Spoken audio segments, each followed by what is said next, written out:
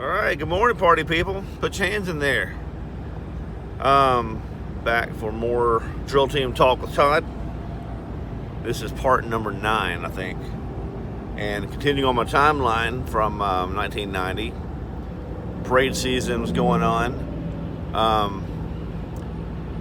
I got really sick with bronchitis, and after that, I was on light duty for about, a couple of weeks, really. And so one thing was really funny. Our platoon sergeant hollered at me one day to come down to the, on the hall, going down towards the elevator shaft, there's a washer and dryer. Right next to that's a utility closet where all the brooms and mops and stuff like that are kept, okay? Well, since I'm on light duty, he wants me to paint this utility closet. Paint it, okay? Sure, I'll do that. So first thing I had to do was clean this thing out, and there was paint buckets everywhere, but I wasn't really paying attention to the colors, so I got rid of all the paint cans that felt like they were empty, and I was left with a can of red and a can of black. All right, well, okay, keep in mind, the staff sergeant did not tell me what color he wanted to paint. He just wanted to paint it. So I did. And I painted it red and black, and it was badass too. It's like, I think I painted the deck black, and then the walls red, then I painted the shelves black and red. It was pretty badass. So after I got done, he comes down through there and he screams and hollers, "Get your ass down here right now!" I went flying out in the hall. "Yes, Staff Sergeant." "What in the fuck is this?" Painted the gear locker, Staff Sergeant. "I didn't tell you to paint it black and red." Yeah, he went off, and I said, "Well, you didn't tell me what color to paint it. You just told me to paint it." "Where's all the white paint that was here?" I said, "Staff Sergeant, all those other paint cans were empty. I opened them all up, and they were empty. I threw them in the dumpster." So he didn't know what to do. He's just like kind of flapping his wings, and then here comes that one corporal, the rifle inspector that did not like me. He comes walking by, and this is a shock. I was really surprised. So he asked the corporal there what he thought about this, and honestly, the corporal goes, "It's pretty cool, Staff Sergeant." I was like, holy shit. I mean, I'd take that as a compliment any day, because this guy did not like me at all. But I guess he liked my paint jobs, which is kind of funny because one of my hobbies is I like to paint, like creatively painting. I like painting landscapes and stuff. That's what calms me down. So I do that stuff. But anyway, that was a little funny part of 1990. Keep in mind, that first year living in the barracks during parade season, especially on Fridays, we have the public coming to the barracks on Friday evenings to watch the parade. So we spend all day long after we've done phase 1 and phase 2, which are rehearsals for the parade. That's when, after that, then we kind of have like downtime. Okay, so if you're marching that night, you're not doing anything. You're resting and you're drinking fluids. You're not doing a whole lot of anything. Okay, but if you're not marching, you're running around helping the company gunnery sergeant do something. You're doing general cleanup. A lot of stuff. Okay, now I kept myself busy because here's what I learned. If you want to avoid this other bullshit, you volunteer for something else. So I always volunteered for the press room. And down there on the B company side, it's on the extreme far opposite end where the drill team was housed, was a press room. We had 3 press machines in there. A company had one, B company had another, and I'm not sure who had the other one. But I got to where I enjoyed doing that on Fridays because it kept me, away from everybody else, kept me sane. I could sit down there and press clothes all day. So I got really good at it. And next thing you know, not just the drill teams. Generally what happened was each platoon had their own guy that would go press all the uniforms for their platoon. But I got pretty efficient at it, and I wound up just pressing the whole damn companies. Okay? Officers and everybody. They would come by, "Hey, you drop us off, put their name on it." "Yes, sir, I'll take care of it." And I did, because you just got to be kind of methodical, or not methodical. What's the word I'm looking for when it's I've lost my ability to think. I got a pretty good vocabulary. I can't think of the word. It was therapeutic. Boom, there it is. Therapeutic. I enjoyed it. It got really hot down there, but I didn't really care because it was just away from everybody, and no one complained that I messed their uniform up because I got to where I knew what I was doing. But anyway, I got to be friends with the other guys who worked in there too. So I did that most of the time on Fridays, and then we had the parade Friday night. Well, here's the thing, okay? The drill team got this reputation of like never being around or being off or avoiding other things. Keep in mind, the other, like, hey, just as far as A company goes, you had the drill team and 1st and 2nd platoon. 1st and 2nd platoon, all they did, and I'm not trying to diminish their involvement, but I'm just being honest. Their main job, their only job really, was to go and do details at the White House, Pentagon, Arlington, wherever else there was something going on, okay? They did that all the time. The drill team did those things as well, but on a limited basis because we had additional responsibilities. So here's a typical week, okay? Let's start the week with Tuesday. Tuesday, you have the Iwo Jima parade at Arlington. Well, we're going to rehearse that in the morning, all right? It's going to be from like maybe 8 in the morning until about noon. Then you come back and you're on downtime until it's time for the parade because they want you well rested, want you hydrated because it gets really hot. And so you don't do a whole lot, okay? So you have the parade that evening, and then you come back and you put all your weapons up. Well, there was a few times where we had to go places in the middle of the week. Like sometimes we went to Philadelphia to do something. We got on an airplane one time after a parade in Iwo. On Wednesday morning, we got up and flew to Long Beach, California for a USO show with Bob Hope. Flew back from Long Beach to Washington, D.C. in time to get ready for phase 1 and phase 2 of the Friday parade. And then we did the Friday parade at the barracks at night and got up super early the next morning and got to Andrews Air Force Base and flew to New York or flew to New Jersey or flew to Florida or Georgia or somewhere for a Saturday show there somewhere.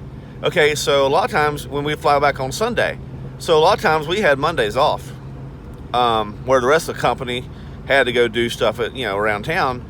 Why does the drill team not have to? Because we've been traveling the whole damn weekend. See, and they thought all we were doing is flying around and doing shows and partying, which we did, but it takes a lot out of you, not partying, but doing all this. Because I told you before, the drill, the drill is like doing a damn PFT. It's really tough. I mean, you get used to it, of course, but it takes a lot of physical exertion to pull this thing off, sometimes twice a day, Anyway, that was a typical day when we were actually at the barracks.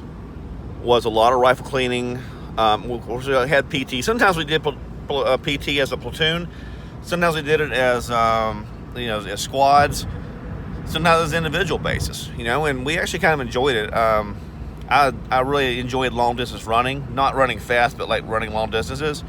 And it would be nothing for me to run from the barracks to the Lincoln Memorial and back. That's about a 10-mile round trip, and so I just kind of got off on the distance really. But running down the National Mall was pretty cool when it wasn't really muggy and humid. But we had just stuff around the barracks. There was always cleaning to be done. We'd spent a lot of time cleaning rifles, a whole lot. I mean, cleaning M1s and our M16s, Sometimes we would have to replace the stocks, or if something's getting worn out on the M1, we'd have to replace a handguard, something like that. And generally, sometimes there's a lot of busy work.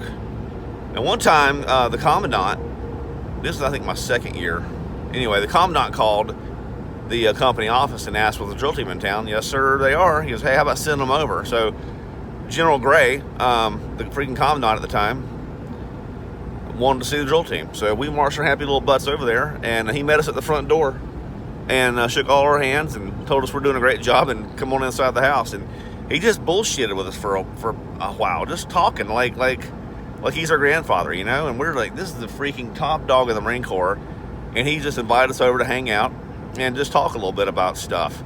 And he made you feel very, very at ease. He liked to wear utilities. He wasn't much of a sharp dresser. He wasn't that kind of commandant that wanted to be all formal all the time. He was like a grunt type of guy. So we had two commandants while I was there. The first was, of course, Gray. We wore utilities like all the time. That was our main thing. But then I think the next guy was Monday, maybe. I could be wrong. But he was more of a spit and polish kind of guy, so we started wearing Charlies most of the time. It just depends on who's in charge, their little philosophy. But then, so General Gray showed us around the whole commandant's house. It was full of history. It's like a museum.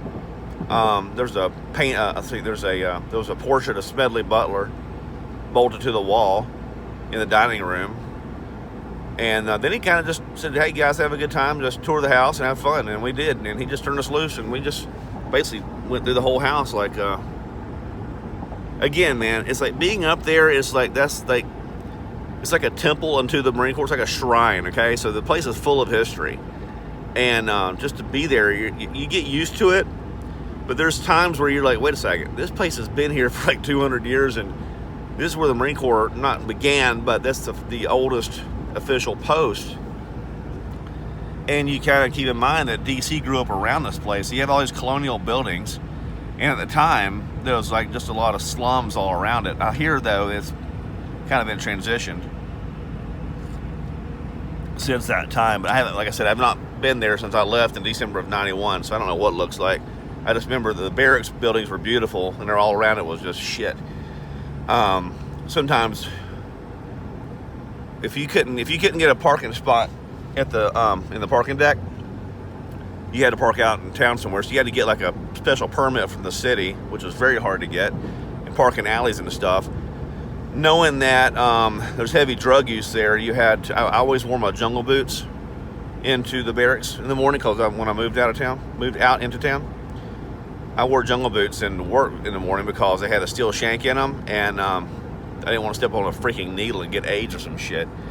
So that was always Washington D.C. is if you've never been there, it's not what you think. It's like a foreign entity in the country. Okay, it's like it's not a part of the United States, and that sounds weird, but that's the way it is. It's like a giant corporation headquartered in. It's like a foreign corporation headquartered in the Republic. Okay, and it's really hard to explain, but it's not.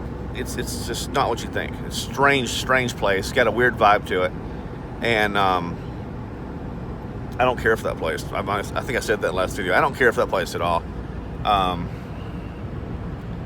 To me, it's all just trashy, and it's all based on lies. But that's for a different discussion.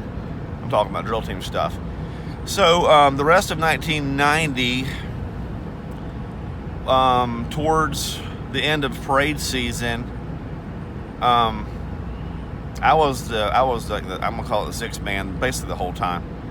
I never had to jump in and take somebody's spot because no one ever got sick or hurt. But I was always there to do it in the first place if it needed to be done.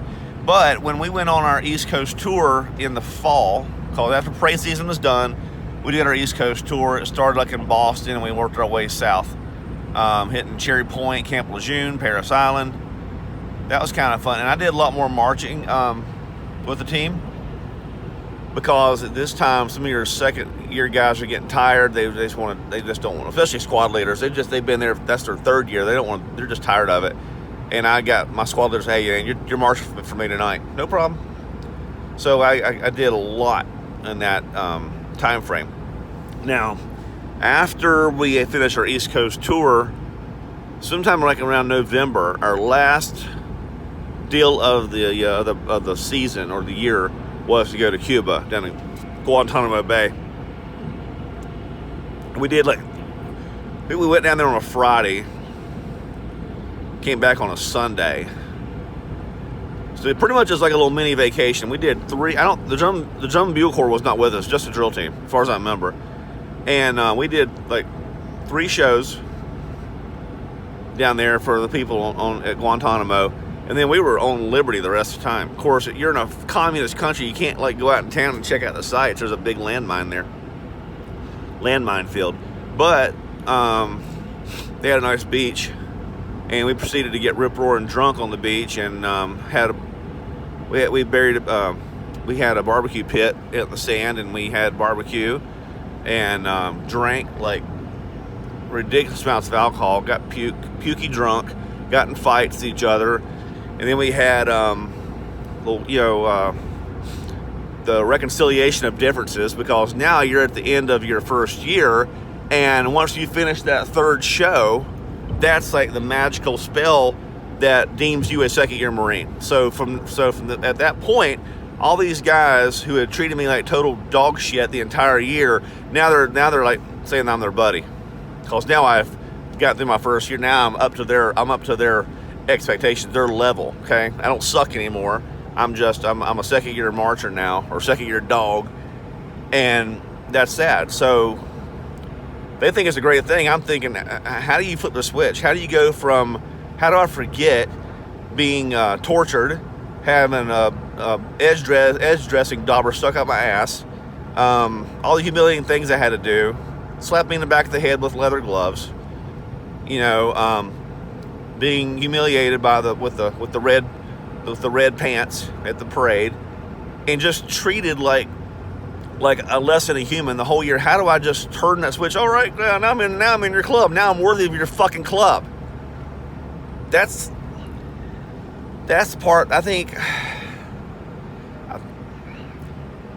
Like I said, my brain flipped a switch after that incident at Arlington, where I had to change clothes with a sweaty Marine. That's where my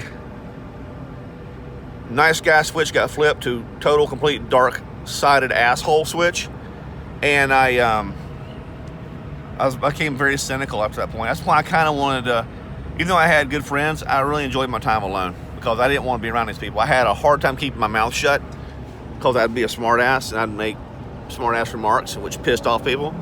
So in order to keep myself in check, I would try to stay away from everybody as much as I can, which is very hard to do when you got a small unit and they want to pick on people. And I'm one of the top 5 they like to pick on. But anyway, we got in big fights on the beach in Cuba. There was some blood. We all hugged it out, and then after we came back to DC, of course, again, all the other platoons hated us, because we've been down there in Cuba where it's about 85, 90 degrees in November. We got suntans, we've been on the beach, sunburns really, and these guys are freezing their asses off because they've been spending time at Arlington the whole time doing funerals. Sucks being them. But anyway, that was, you know what? It wasn't the end of it. I'm sorry, I was wrong. So we went to, here's the deal. In October of that year, we did some field training down at Fort AP Hill. And me being the youngest guy, the most junior man on the drill team, I got picked for every damn detail that came along. So we had a bunch of trash they wanted to go dump. And so me and a couple of other, guys from other platoons, we jumped back to this deuce and a half to go dump some trash. And it started raining, okay? And so we got the trash. It was the guy driving, and then there was here's the ironic thing. This is a crazy story. We all drew straws for the passenger seat, okay, because it's covered. This particular deuce and a half, thank God Almighty, was not covered. It looked like a flatbed. So me and the other guy lost his name was Graves. We lost the bet, or the straw pull, into this other guy whose name was Viola. Viola got to ride up front and in the passenger seat and keep dry, okay, because it's raining. Well, this driver, as we're going back to the staging area, it's windy. If you've ever been to AP Hill, it was windy roads, okay? So this driver, I guess he was driving too fast, lost control, and the truck started spinning. The back end broke loose and it spun around. So now, me and the other guy, Graves, we were actually huddled up together in the back of this truck, sitting on the side, looking at the trees as we're going by. We're riding sideways. Well, now the truck's turned into the road, so now instead of staring at trees, we're staring at the road. So we're going down this road sideways in this truck.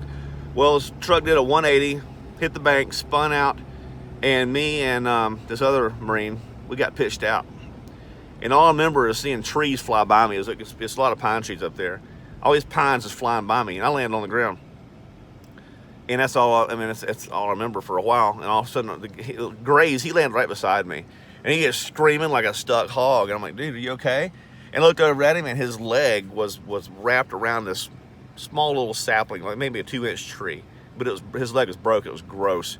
And I I wasn't like, I didn't feel any pain really. I felt kind of numb, but I was in kind of shock. But I had no idea what happened to the guys in the truck, and no clue until later on. But long story short,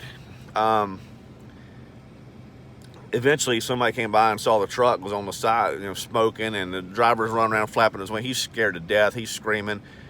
And then finally an ambulance showed up, and all these guys from the company showed up. My platoon sergeant came in there, and they had to get chainsaws to cut the trees down to get us out of there. That's how thick the trees were. How I did not hit every single one of them is a mystery to me, because I got thrown straight through them. And so Viola, the guy who sat up front, get this, man. This guy, this truck hit with such force, it threw him. Okay, this sounds crazy, but I'm telling you, this is the truth. I was there. This guy, he got thrown through the roof of this truck. It was a canvas roof. How in the hell there was enough force to throw him through that roof is beyond me. But it did, and he landed on his head out on the pavement. You think he's dead, right? No, he's not dead. But he's in critical condition. So the ambulance came and took us all to the hospital in Fredericksburg, Virginia. It's a civilian hospital. They didn't know what to do. Why they took us there, I do not know. To this day, I don't have any idea. I laid on my back on one of those freaking boards for hours until my legs fell asleep, because my heels are straight up and down on this board. My whole body's getting numb, so I'm thinking I'm paralyzed, right? Because I don't know the extent of my injuries, and so I somehow managed to wiggle these things loose and got my legs off of the board onto the mattress, which felt fantastic. And then I found out later on, I told you the one guy broke his leg. Viola wound up, you seen this where they'll just drill holes into your head and put a halo around you, and he's got like these things coming down the shoulder to hold his neck in place. That's what happened to him. That dude stayed in the Marine Corps too. Wow, for a long time. I mean, I don't know how that happened. Anyway, I think I was the only one that didn't have any significant injuries. I had a lot of bruises and cuts and stuff, but I didn't have any broken bones. Of course, I was on crutches for a month because I couldn't walk. My legs were so swollen from, I guess, hit a tree, but nothing broke. And so I was all busted up. But I got to spend some time at home for a while, which is cool. This time I had gotten married, which was stupid, but I did. And so I was living down in Woodbridge, Virginia. I wanted to get as far away from D.C. as I could. And so they drove me back to my apartment. Of course, my wife, we'd been married like a month. She's all screaming and crying and stuff. And my captain tried to calm her down, which he did a good job of that. But anyway, they left me alone for a while. So I got kind of treated better for a while because they felt guilty for me getting almost killed. But anyway, the reason I said that is because we went to the Netherlands to celebrate the Dutch Marine Corps' 400 and something anniversary, and the British Marines were there too. And so that was 3 days of pure debauchery, drinking, puking,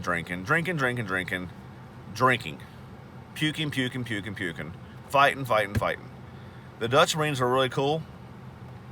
They were really kind of laid back. The Royal Marines from England, they were crazy. They were absolutely. I'm gonna wrap this video up. I've done almost 24 minutes now, but I was trying to get to the end of 1990. The Netherlands trip was the end of 1990, but I have to do more in depth on that later on because there's some pretty cool stories in that. So anyway, that was the matter of fact. We got drug tested like 3 days in a row when we came back from the Netherlands. I mean, the point where we're just like pissing became our job. Okay, they just cut and piss in this toilet. Yes, sir. Anyway, I probably flew through a lot of that stuff, but I'll go more in detail on that stuff later on. I'm done for now. I gotta go do some work.